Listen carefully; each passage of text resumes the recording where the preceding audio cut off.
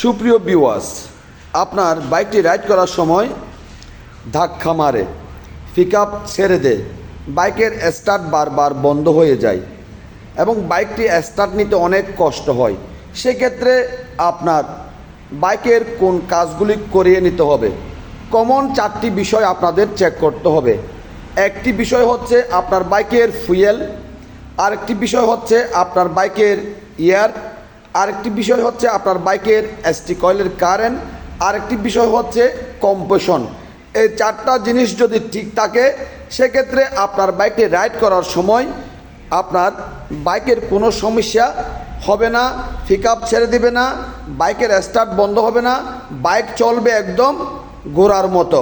তো সেজন্য আপনাদের করণীয় হচ্ছে সর্বপ্রথম আপনারা চেক করবেন আপনার বাইকের ফুয়েল সাপ্লাই ঠিকমতো হচ্ছে কি না। ফুয়েল লাইনের সাথে যে বিষয়গুলি সংযুক্ত আছে সেই বিষয়গুলো আপনারা অবশ্যই চেক করবেন এবং পরিষ্কার করে নেবেন এবং সুন্দরভাবে টুইনিং করে নেবেন। তারপর আপনাদের চেক করতে হবে বাইকের মধ্যে লাগানো থাকে একটি এয়ার ফিল্টার।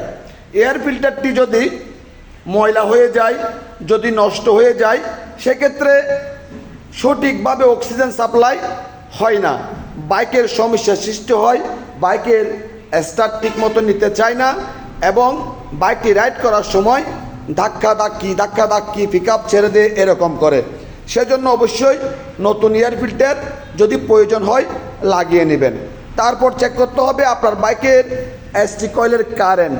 এসটি কয়েলের কারেন্ট যদি ঠিক না থাকে সেক্ষেত্রে ST coil, CDI unit, pickup coil, আর ইউনিট এবং ব্যাটারি এই বিষয়গুলি চেক করবেন। সেক্ষেত্রে আপনার বাইকের সমস্যা সমাধান হয়ে যাবে। তারপর যে বিষয়টি আমাদের দেখতে হবে সেটি হচ্ছে কম্প্রেশন।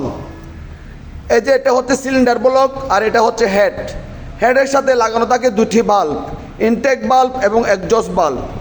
আপনার বাইকের কম্প্রেশন চেক করে দেখতে হবে।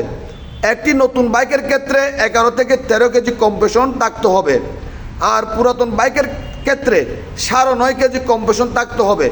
যখন এই 9.5 কেজির নিচে কম্প্রেশন চলে আসবে সেক্ষেত্রে আপনার বাইকের স্টার্টের সমস্যা দেখা দিবে, বাইক রাইড করার সময় ধাক্কি করবে, পিকআপ ছেড়ে দিবে এবং বাইক চালিয়ে আর মজা পাবেন না।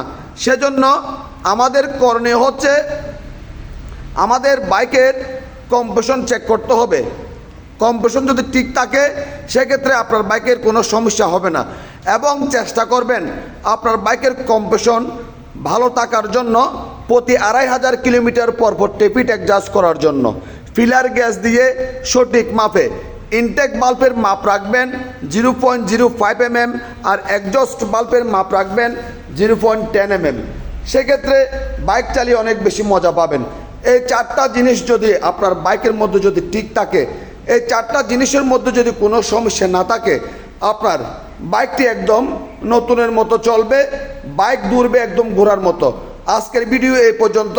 আপনাদের যদি আমার আজকের ভিডিও যদি ভালো লেগে থাকে লাইক করবেন, কমেন্ট করবেন এবং বেশি বেশি করে শেয়ার করে দিবেন, আর আমাদের এই ছোট্ট পরিবারটি সামনের দিকে এগিয়ে যাওয়ার জন্য সুযোগ করে দিবেন। সবাইকে অনেক অনেক ধন্যবাদ জানিয়ে আজকের মতো বিদায় নিলাম।